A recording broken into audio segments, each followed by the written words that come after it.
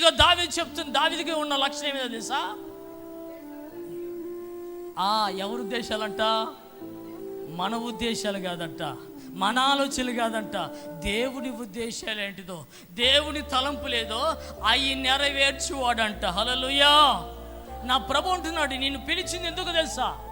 నిన్ను ఏర్పాటు చేయడానికి దేవుడు నిన్ను పిలిచింది. నువ్వు ఆయన ఏర్పాట్లో ఉండాలంటే మొట్టమొదటిగా దేవుడికి ఇష్టంగా బ్రతకాల. రెండోదిగా నీ ఆలోచన చేయకూడదంట.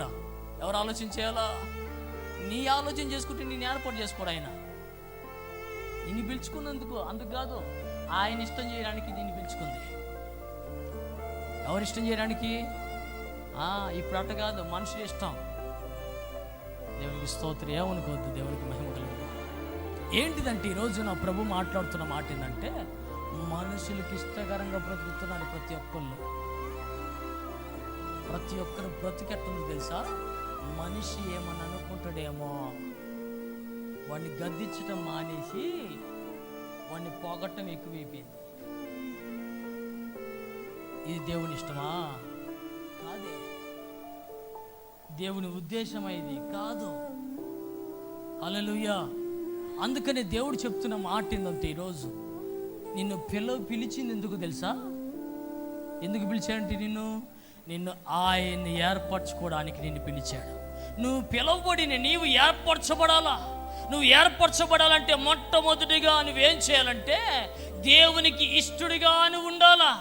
రెండోదిగా ప్రభు చెప్తున్న మాట ఏంటంటే, ఆయన ఉద్దేశాలు నెరవేర్చేవాడిగా ఉన్నాడంటే దావీదు.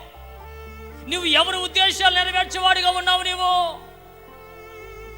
మనుషులు చెప్పినట్టుగా నడిపించబడుతున్నావు. నీవు మనుషుల ఉద్దేశాలు, మనుషుల తలంపులు యాకాడికి లోకంలో ఏమైపోయిందంటే, దేవుడి ఉద్దేశాలు నెరవేర్చేవారు ఎవరు కూడా కనిపించట్లా, మనుషుల ఉద్దేశాలు చేయాలని.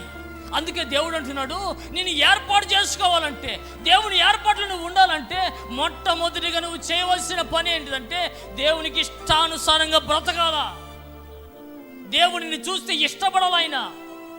రెండోదిగా నీ ఉద్దేశాలు ఏమాత్రం కూడా నెరవేర్చబడకూడదు. కేవలం దేవుని ఉద్దేశాల ప్రకారమే నీ జీవితం ఉండాలా. అప్పుడే ఆయన రాజ్యంలో నువ్వు నిలిచి ఉంటావు. హల్లెలూయా, హల్లెలూయా.